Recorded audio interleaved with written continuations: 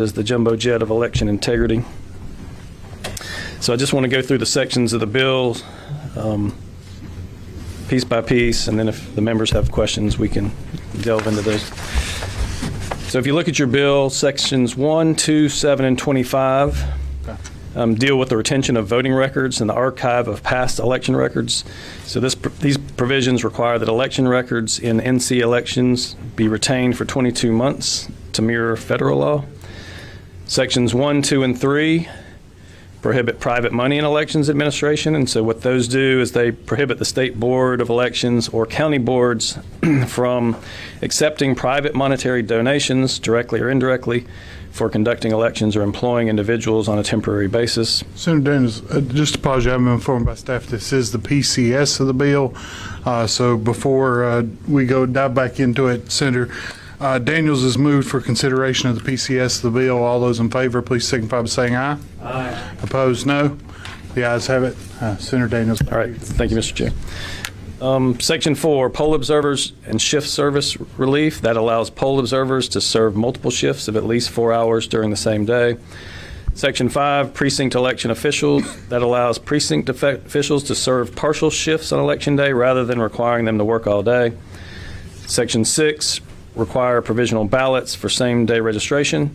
So this provision requires that same-day registrants, they would vote provisionally if the voter cannot provide two forms of verifying documents, including a voter ID and a HAVA document showing the claimed residence of the voter in order for the provisional ballot to count.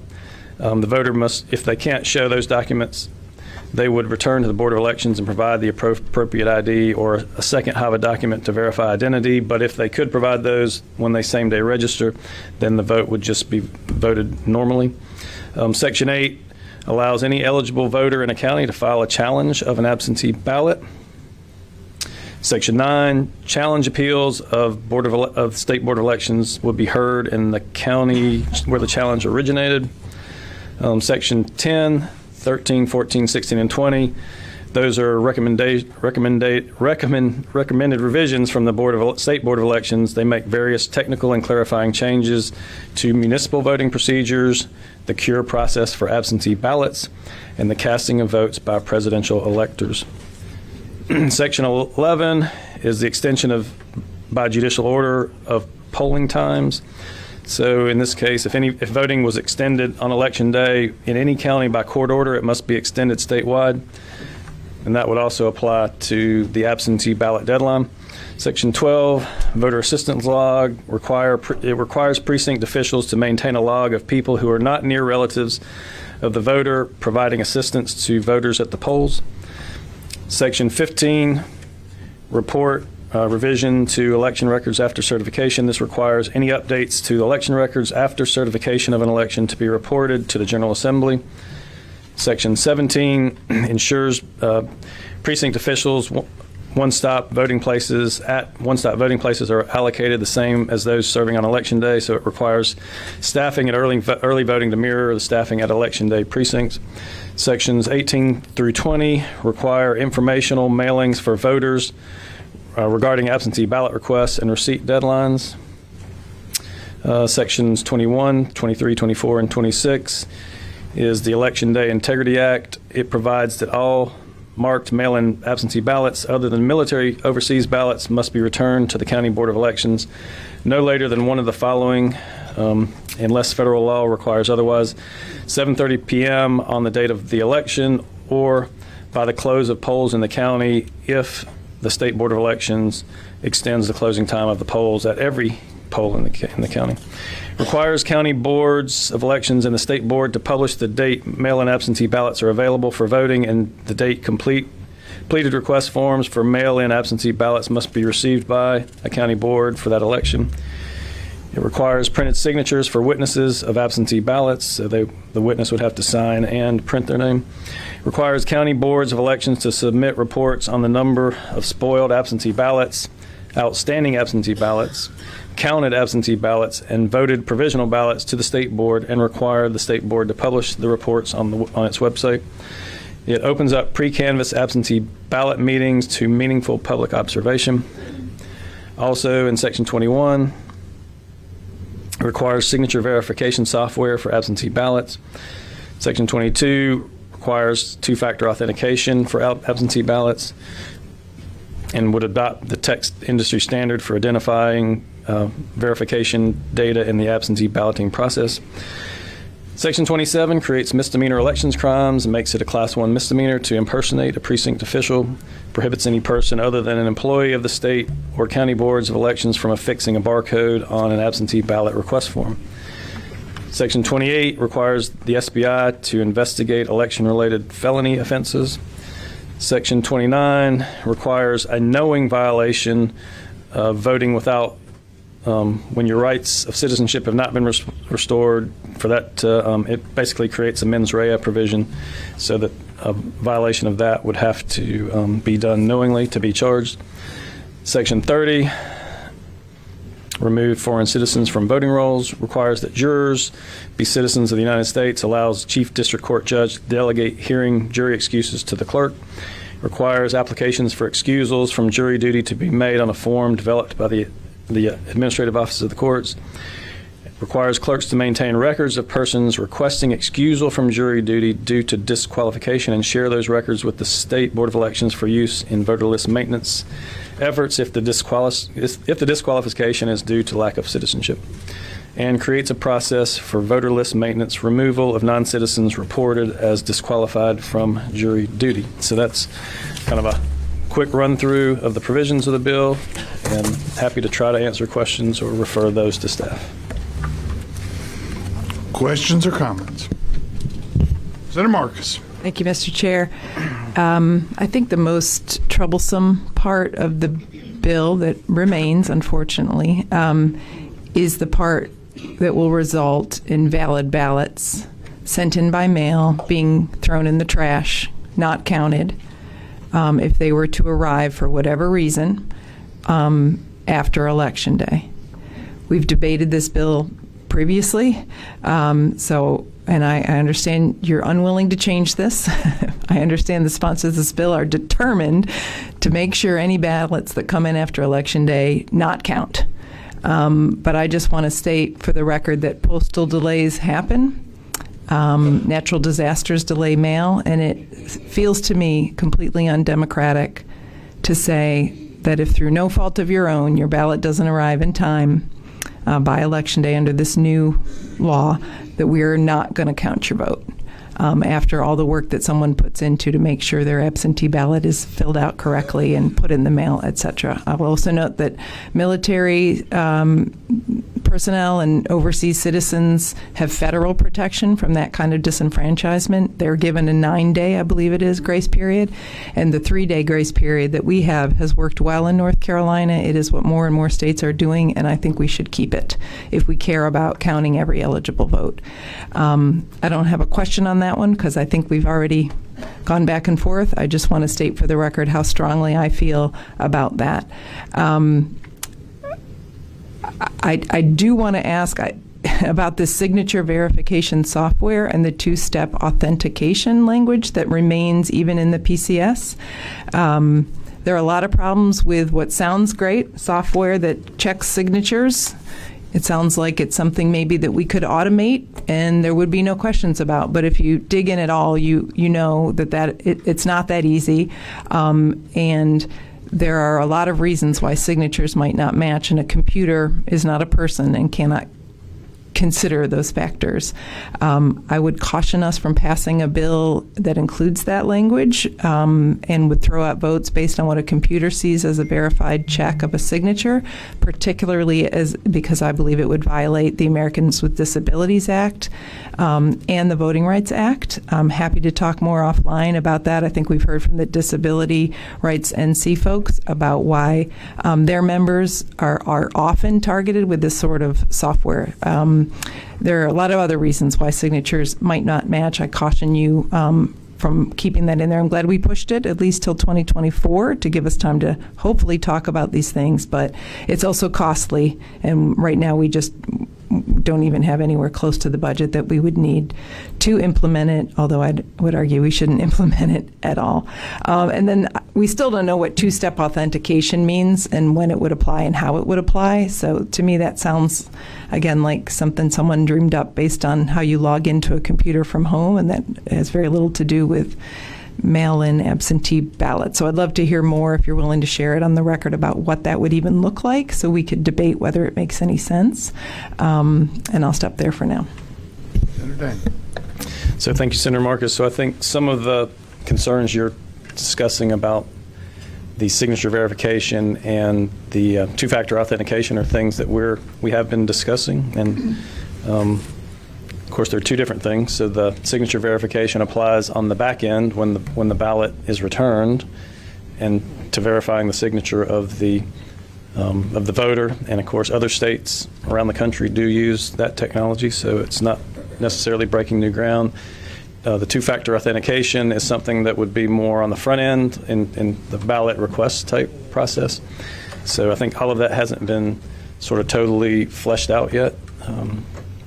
So we understand, just your concerns are noted, and we kind of have some of the same concerns about how that would be implemented going forward, but we just think it's going to be something that's sort of part of the future of our absentee ballot process, and so that's why it's in there. Senator Newton. Sure. Thank you, Mr. Chair. I just wanted to comment a little bit about the deadline for absentee ballots to be returned. 3 days after the election date is an arbitrary deadline. Why not 4 days?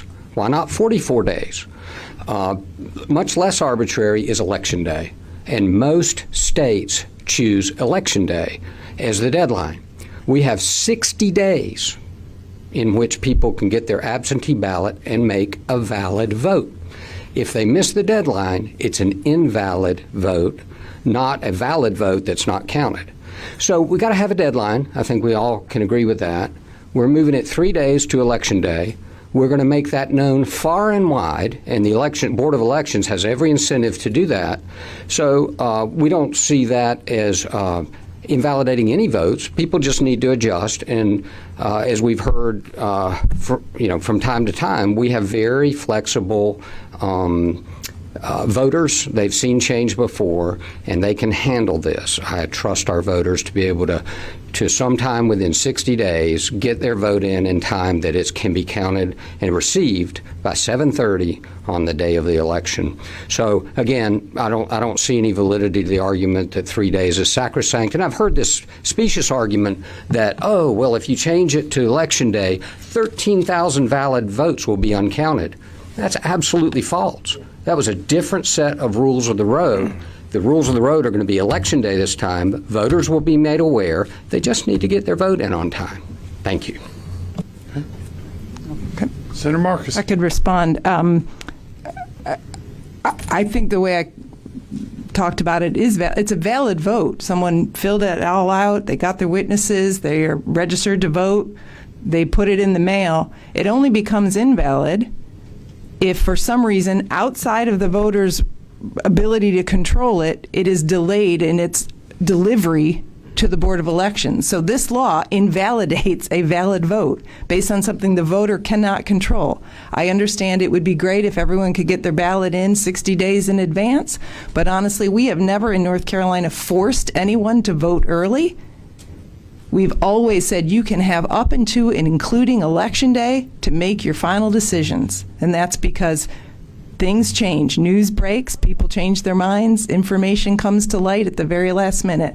And I think it is un-American to force anyone, particularly those who rely on absentee ballots, the disabled, elderly, college students, to force them to vote early, and not just a day or two early, but maybe as much as, a week? How long do we know it takes the mail to deliver my ballot? If I used to have a college student who lived in Iowa. How long would she have to put it in how far in advance to have it count? So 3 days may be what you call an arbitrary deadline, but it's, I think, what we hope the mail is going to deliver it by. We could debate whether it should be 5 now that mail takes longer than it ever used to, but going backwards and saying we're going to throw it out if it arrives late, to me, is the opposite of election integrity. Senator Newton. Thank you, Chair. Last comment on this. Every election has to have a deadline. There is no deadline better understood than Election Day. Have your vote in by Election Day. Senator Mayfield. Thank you, Mr. Chair. I have some questions about Section 6 of the PCS, which is the same-day registration provisional ballot section. And I understand that this is different than the original bill, and maybe it's still a work in progress, but I just want to flag an issue here and ask a question. So this says that someone registering, doing same-day registration during early voting, that their vote will be a provisional ballot unless the address on their ID is the same as on one of the HAVA documents. The concern here, so that sounds easy, right? If you show up and you've got your driver's license and you've got a HAVA document, then your vote counts. The problem is, as I understand it, is that many, if not most, of the types of identification that people might be bringing don't have an address on them. So military IDs, tribal IDs, student IDs, passports, a lot of the photo IDs that people have and that people will be able to use going forward under the photo ID law will not serve this purpose. And so it seems like this will still mean that most of the ballots cast during same-day registration will be provisional. And I guess during our conversations over the last couple of days, I thought that is not where we would end up. And so I guess my question is this where you all are, or are you still open to changes to this that would address this photo ID piece? And I'm not sure who wants to take that. I'll take it. I'll let Senator Daniels. So I think it's speculative to say that most voters that same-day register would end up voting provisionally under this provision, because I think most people that come in to same-day register are going to have a North Carolina driver's license and a HAVA document, and they're going to be able to vote. But it's possible that there's a new resident that's moved from Iowa and hasn't gotten a driver's license and just has an issue with that. But I think to answer your question, if you have some suggestions, then tomorrow we'll be taking amendments, and so we'd like to see those as soon as possible just so we can take a look at those. Follow-up? Thank you, and we are working on some of that language for you. I've got a couple of other questions, but let me just follow up on something that Senator Newton just said. You mentioned that most states use Election Day as the deadline for absentee ballots, and I'm wondering if staff or somebody has that list that they can share with us. That would be great, because I haven't seen that data. I'm going to bring a list of states that use absentee ballots. We will look and see what we can find. Appears they do not have that information. I assume if they come across that information, they can send it. Okay. Ma'am, a follow-up on your request with the request. My understanding is we are the most generous state in the United States with 60 days of absentee ballot voting. Would staff confirm whether that's true or not as well? Mr. Chair, we're happy to look into that one as well. Okay. Great, thank you. Senator Mayfield. Yeah, thank you. Last question, and then I'll step aside for others. So Section 30E of the bill, which is the list maintenance section, my question here generally is, how does this section differ from what we do now? What are the changes that this bill is proposing with regard to list maintenance from what we do now? Staff. Can I refer that to staff? Mr. Chair. Go ahead. Senator Mayfield, the main two changes that are substantive in Section 30E. The first is the Department of Health and Human Services right now is required to furnish each month from vital statistics the information on death certificates that have been filed. That would be changed to weekly. And the second would be the piece about how how the county board, state board and the county boards would go about utilizing the list that would be coming from AOC regarding the individuals that requested excuse from jury duty based on non-citizenship. Follow up? Paul? Thank you, Mr. Chair. And do we know, I guess this gets down to sort of a resource and personnel question. Do we know if DHHS has the resources and the ability to turn this into a weekly as opposed to a monthly report? I just don't know what's involved in that. So, Mr. Chair, I would just say that we haven't heard feedback from DHHS at this point that I'm aware of on that issue. Okay. Any other questions or comments? So now, members, we are going, both of these bills today are for discussion only. As I said, we will be hearing the bills tomorrow. I have a list of speakers, but it does not indicate which bill, and I assume that the same speakers probably, it's not specific to one bill or the other. As we're coming in, we do have to be out and vacated before 2 o'clock, so we'll go ahead and move to the next bill, make sure members have the opportunity to speak on it, and then we'll begin the list of speakers as necessary to be able to clear the room by 2 o'clock. Either one. Okay, Senator Newton's recognized to explain the bill. Thank you, Mr. Chairman. Senator Newton, as before, this is a PCS on the bill, so Senator Newton has moved for the consideration of the bill 749, no partisan advantage in elections. All those in favor, please signify by saying aye. Aye. Opposed, no. The ayes have it. The PCS is before the committee, and Senator Newton's prepared to explain it. Thank you, Mr. Chairman. Members, the value of Senate Bill 749 to the state of North Carolina can only be understood if considered through the eyes of North Carolina voters, and I submit through the eyes of our founding fathers. Voters want free elections, but they also want fair elections. Elections they have confidence in, regardless of who wins, and election processes that do not seek partisan advantage. In fact, recent polling shows that only 50% of North Carolinians believe that future elections will be free and fair. That we cannot have. It is up to us as a legislature to take steps to instill confidence in North Carolina voters that the outcome is sound regardless of who wins. This bill is an affirmative step in that direction. But isn't this just a power grab by Republicans? No. Today, the Democratic Party, led by the governor, has had complete partisan control over elections in North Carolina since 2017. What has that gotten us? Well, we need to look no further than the 2020 elections to see what it's gotten us.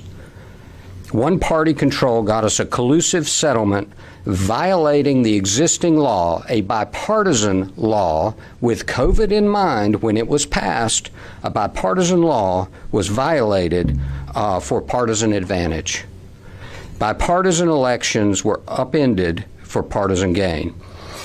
During the voting, this is after voting had begun, Mark Elias, Democrat Party lawyer from D.C., sues the State Board of Elections, and he, Josh Stein, and the Partisan Board of Elections colluded to add 6 days to the receipt and counting of absentee ballots. So Senator Marcus's original concern, the law said 3 days. They added 6 days through a collusive settlement. So we passed a bill that prohibited collusive settlements. The governor vetoed that bill. I guess that implied that he liked that process. So we had to put it in the budget bill, and we passed a prohibition against collusive settlements in the budget. And a collusive settlement happens when there's no diversity of interest in the people settling the lawsuit. These were 3 Democrat-led organizations that had a singular goal of adding 6 days to the receipt of absentee ballots. That's what partisan control of elections got us in the 2020 election. And I submit to you that's why 50% of North Carolinians don't have confidence that 2024's elections can entirely be trusted. So far from a power grab, 749 levels the playing field. Republicans and Democrats have equal representation on the Board of Elections. In addition, we're broadening the tent, so to speak, in that we are opening the door for unaffiliated voters to participate on the Board of Elections.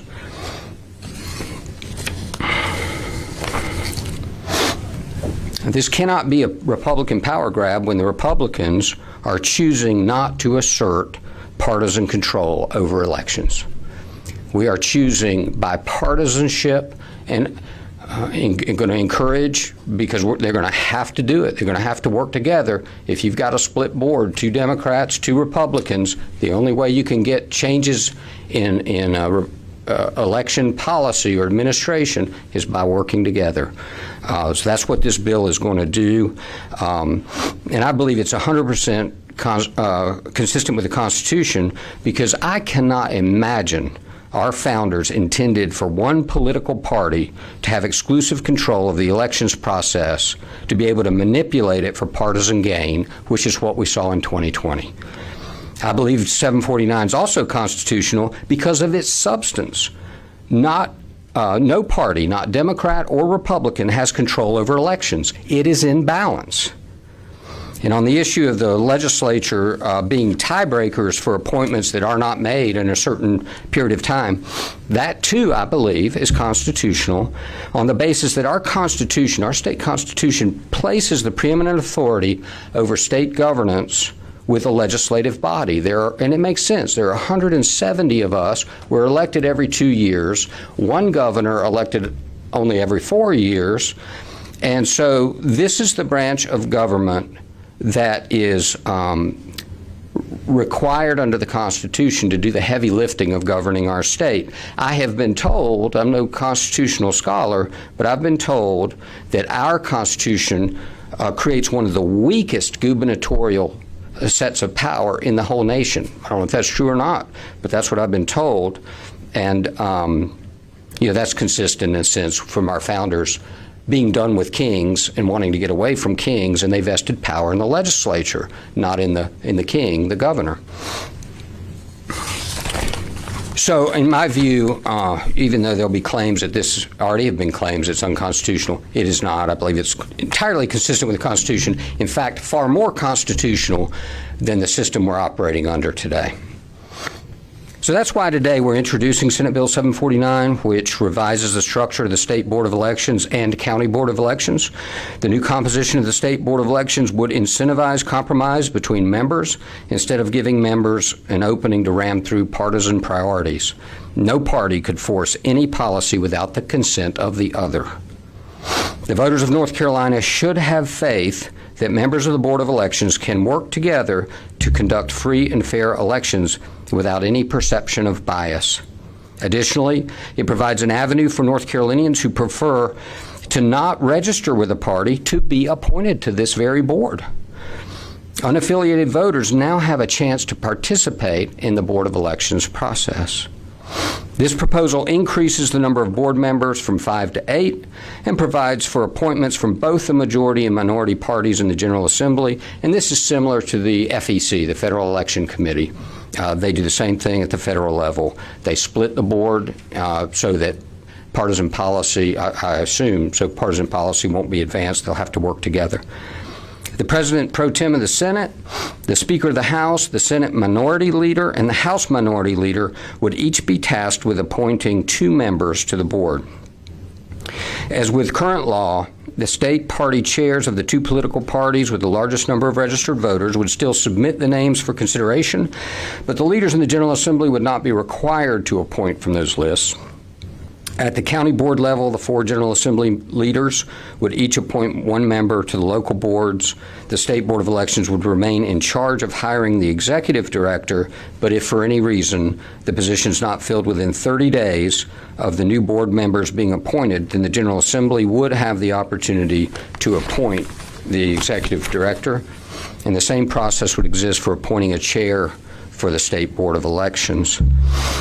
As we look to the 2023 elections and the 2024 elections, it's important that the General Assembly come together to ensure that our elections administration works on behalf of the voters, not a political party, and not a single elected official, and certainly not to the benefit of any unelected bureaucrats. And this bill just does that.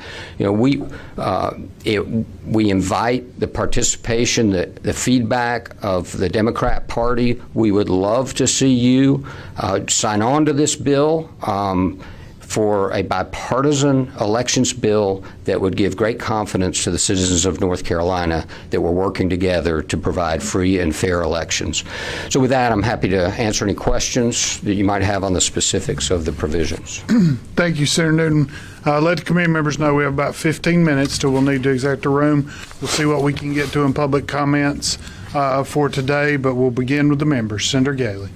Thank you, Mr. Chairman. This question is for staff.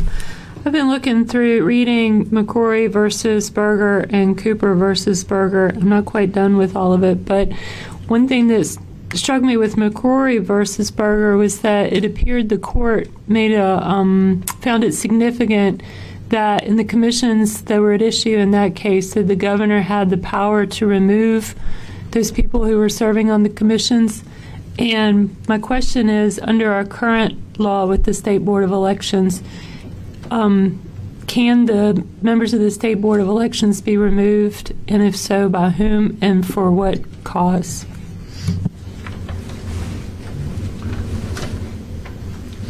Erica, that one coming at you, I think. We'll look at that one. We'll get you an answer. Gotta pull up the statute. I looked at the statutes and it wasn't clear to me, so. I don't think it is clear either. I think it is silent. She believes the statute is silent. So I guess that means that they can't be removed. Kind of like in local government, I believe that if you have a county commissioner or a member of a city council that, and I could be corrected on this too, I believe that they can't be removed except, I mean, unless they become unqualified to serve in the office, like if they get a felony. They have to be impeached. And they're disqualified. I'm not even sure you can be impeached. You can be censured. Don't ask me how I know. But you can be censured as a county commissioner, but I don't think the other commissioners have the power to remove you. I was just curious about what the rule is for or the law is for the State Board of Elections. For now, we don't have an answer, but we'll see if they get something. And Mr. Chair, let us do a little more research on the governor's general authority over appointing board members. I believe that's where the answer lies, not necessarily with the statutes with regard to the State Board of Elections. I would note that our local elected officials are in a little slightly different scenario because they are an elected individual who has been duly certified to hold that position. For the House, for the Senate, the Constitution provides that the House sits in judgment of the House members, the Senate sits in judgment of the Senate members. There is no like provision for local elected officials. So it would take a criminal act, or there is actually a common law motion that can be made before the courts, and the court could remove a member from a local elected body. Thank you. Senator Mayfield. Thank you, Mr. Chair. So I appreciate, Senator Newton, your view that this bill is constitutional. I just want to I'd like us to review some history, because I think history would indicate that that's not the case. So before my time here in this body, the legislature adopted a bill that made similar changes to the Board of Elections, to the appointment process. My understanding is that that bill was challenged. It was found to be unconstitutional. That was all in the 2016 to 2018 timeframe. And then in response to that, the legislature put on the ballot a constitutional amendment to, again, allow for similar changes. Again, acknowledging that what had been proposed was not constitutional, asking that it be made constitutional, and that the voters of North Carolina voted that down by 62%, indicating very strongly that they were not interested in making that change to the Constitution, that they liked the appointment process the way that it was. And I will note that there were six, I will remind everyone, there were six ballot initiatives on that ballot. 4 of them passed. This was one of the 2 that did not pass. So my question to you is, notwithstanding your belief that this is constitutional, given that history, why do we think this is constitutional now? What has changed that we think trying this legislation again today makes it constitutional? None of the cases that you're referring to, and nor did the referendum, include this language. This is entirely new relative to the history that you correctly cite. This is different. It's never been tested, and I believe, and I've talked with counsel, and counsel says this has never been considered by the court. So it's a different approach. And I've just at a 10,000 foot level, how can bipartisanship on the board, equal voice for Democrats and Republicans, be unconstitutional? Follow up. Senator Moffitt, and I do appreciate the fact that if I file an amendment, that somehow now means that I have authority on what is constitutional and what isn't. That's coming in. I appreciate that comment. But follow up. Yeah, thank you. I guess in the larger picture, I would say that what was rejected was changing the appointment power and removing that appointment power from the governor and putting it somewhere else. That would be the principle, the constitutional principle. But I want to come back to something that you said, and you indicated that this, I think your language was something like that, under this bill, no party can force a change without the consent of the other party.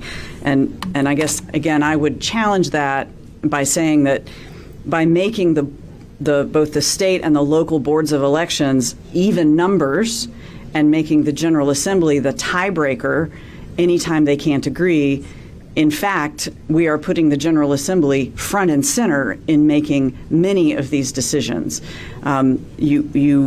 Because if it's sort of consent under duress, I would say, by whatever the minority party is.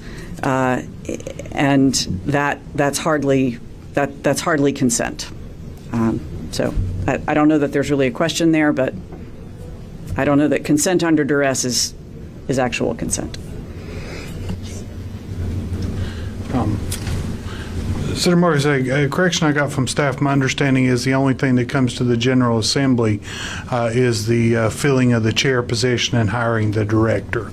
That's what coming in, not the decisions of the board. The decisions of the boards would require a majority of the board. A tied vote would fail.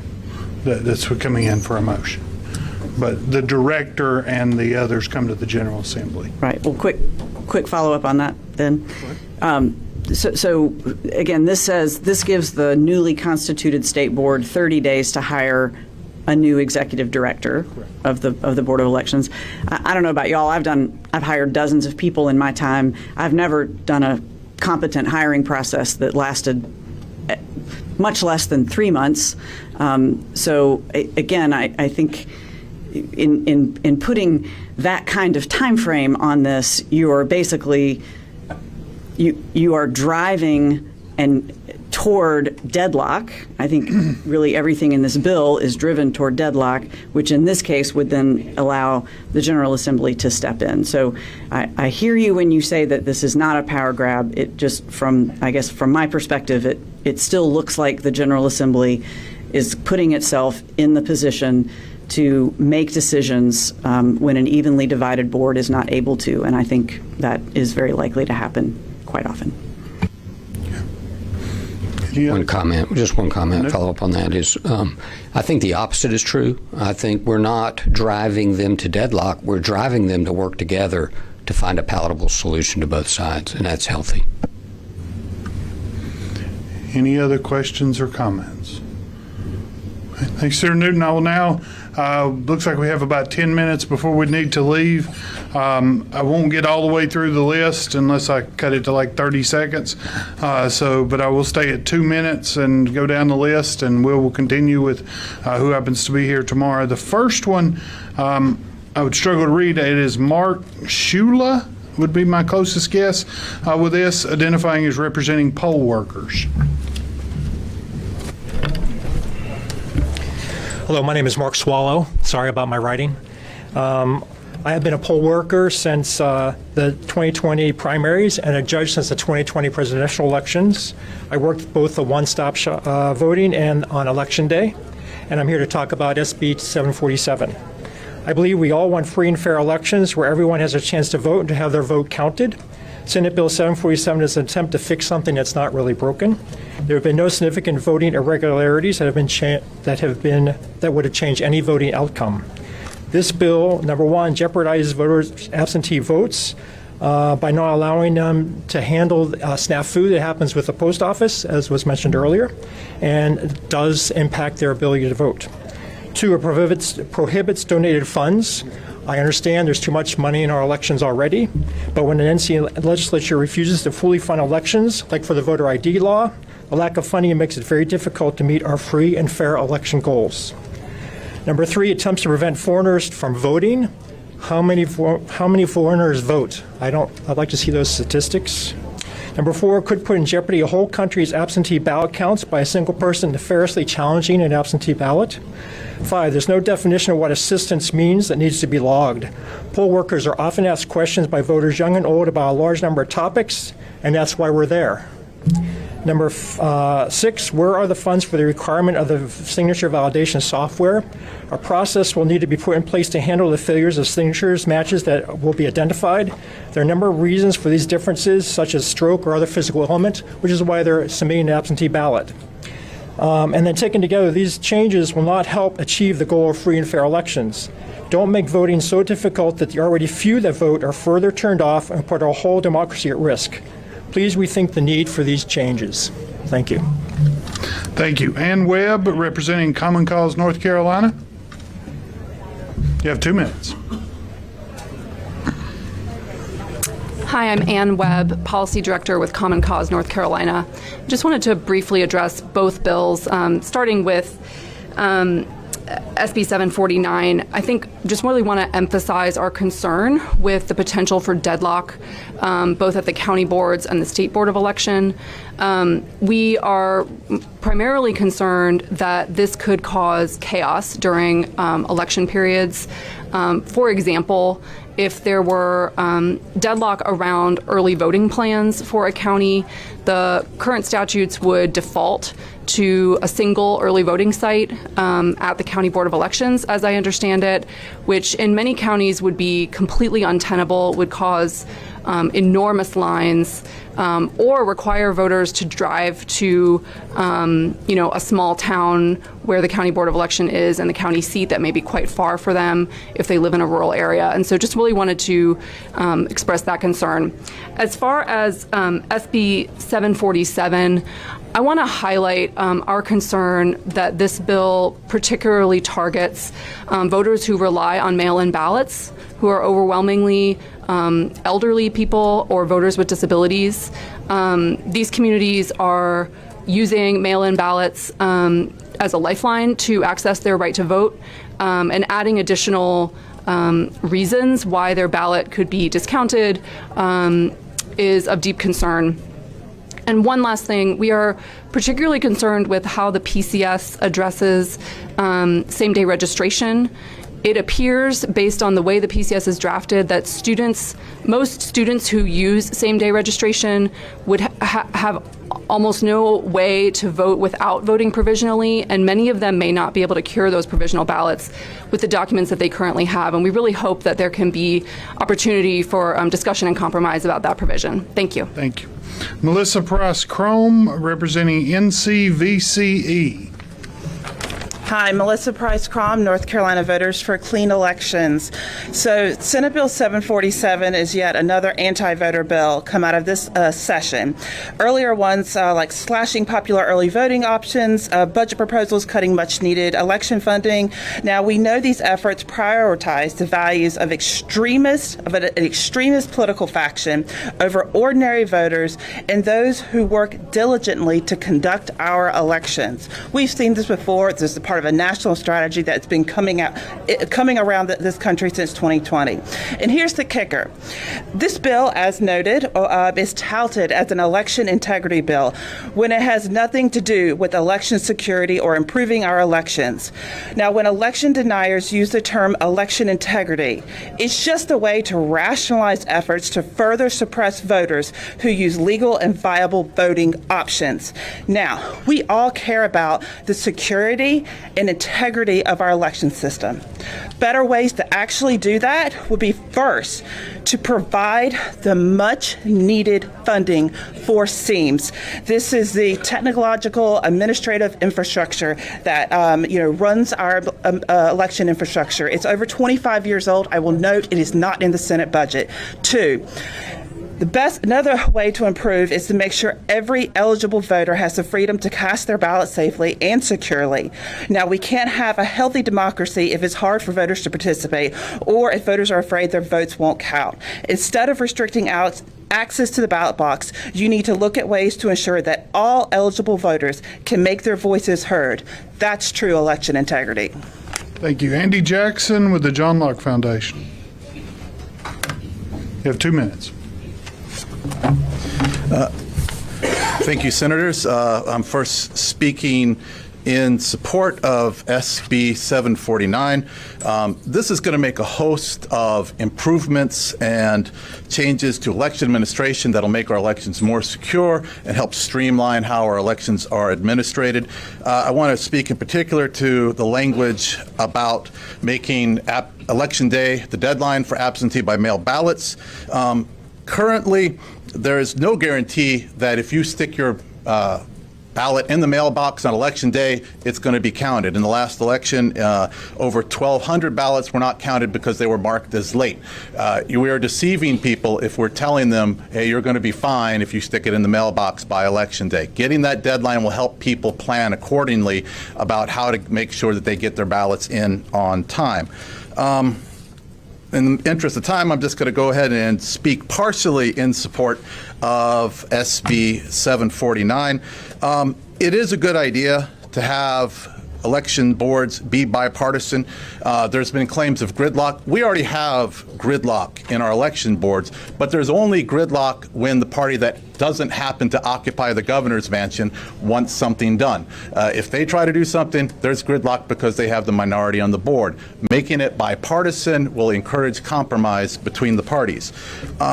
One aspect that is at least potentially problematic is shifting appointment power to the General Assembly. Election administration is an executive task, and that is something that is properly handled by the executive branch. A possible compromise could be moving appointment power from the governor to the Secretary of State, but I do believe in this current form there could be constitutional problems. Thank you. Thank you. Joanne Impey, the North Carolina Election Integrity Team. Thank you.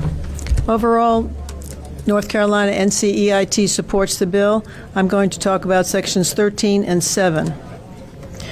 Part 13 talks about staffing on Election Day and early voting for judges, chief judges, and poll workers. We suggest that section 163-41 and 163-47 be added to the bill in order to provide consistency between Election Day and early voting, and also to provide parity for the political parties.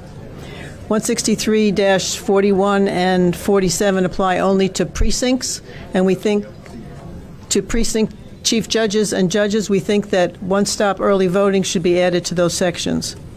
Using the titles of chief judge and judge for one-stop early voting would end the use of the terms site supervisors and assistants by the State Board of Elections for early voting, which does not appear in the law. Regarding section 163-227.6, which is in the bill, we would recommend that precinct officials is changed to poll workers, and that the end of that sentence references General Statute 163-41. And in ending Part 7 on voter assistance, using the terminology of chief judge for early voting will solve the problem of the State Board of Election interpreting the section on voter assistance as applying only to Election Day, since site supervisor does not appear in the law. I've experienced that being an observer in 2 election cycles. I have my comments to submit to you in writing. Thank you. And Karen Raines, Citizen Action Network, members due to the hour. This will be the last speaker. Yes, I'm also with NCEIT, and I'm advocating for 747. I'm also asking that the poll observers and access to voted ballots or cast vote records be included in S747.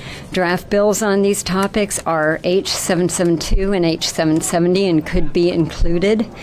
Current legislation indicates that observers shall be permitted, quote, to make such observation and take such notes as the observer may desire. The State Board of Election has interpreted the statute to severely restrict poll observer activity, leading to a lack of transparency in the voting process. There is no consistency around the state to what activities are acceptable for poll observers. And that's one of the things that the poll observer do is it would, because permitted activities need to be defined so the observer can perform their duties. Access to cast vote records by the public, again, helps to ensure transparency. Citizen analysts would use cast vote records to match election results to the machine's printed reports. And even though, I've been a poll observer before, and it's hard to be in multiple places at one time. You've got few people who are there to keep an eye on what's happening and make sure that the laws and rules are followed. And we need clarification of what we are permitted to do and what we're not, and less ambiguous language. Thank you. Thank you. Members, both bills will remain on the calendar for tomorrow's meeting. Just to let you know, we have 3 minutes till the next committee meeting starts in here, so if members could vacate the areas as quickly as possible so staff can begin the setup for the room. This meeting stands adjourned.